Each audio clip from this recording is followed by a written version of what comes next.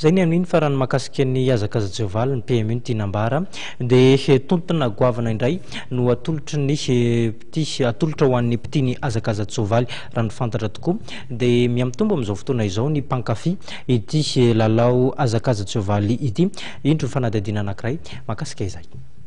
102 millions 15 000 ariary na 500 millions de francs mahery no tirira miandratsika mpilalao PMU raha mpitsolaka misy sambandray efa fotoana maromaro zao no tafakatra ambony toy zao io tontona io eo amin'ny quinte plus mazava loatra matoa tsy misy firy ny tontona avo dia maro ireo mpilalao no mahita ny soavaly dimy milahatra na ny orza tamin'ny azakazaka tatoato betsaka noho izany no nitsiki ny vintana nandritra izay volana maromaro izay afa tanteraka nefa no miandratsika amin'ny azakazaka rahampitso azo inona fa ho miliardera izay mpilalao ahitany soavaly 10 minitra voalohany raha izy rery no mahita izany mbola mahatratra 1.10 tapitrisa ariary mahery mantsy ny karte miampy ny kanioty izay tsy latsaky ny 20 tapitrisa ariary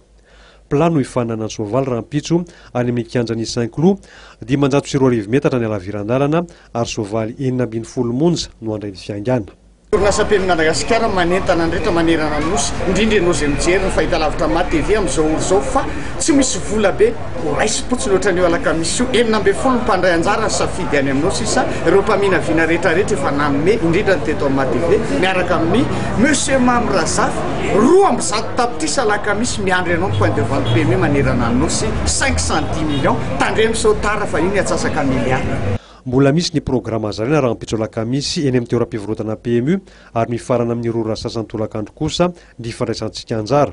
azonao arahana rehefa avy eo eto amin'ny ma TV amin'ny info course ny sopampandrombanao io vola be io miampy ny fanadihadiana ataonao manokana raha mpitso zany ny fotoana miaraka amin'ny vola be mahatratra 100 tapitrisa ariary mahery ho antsika mpilalao PMU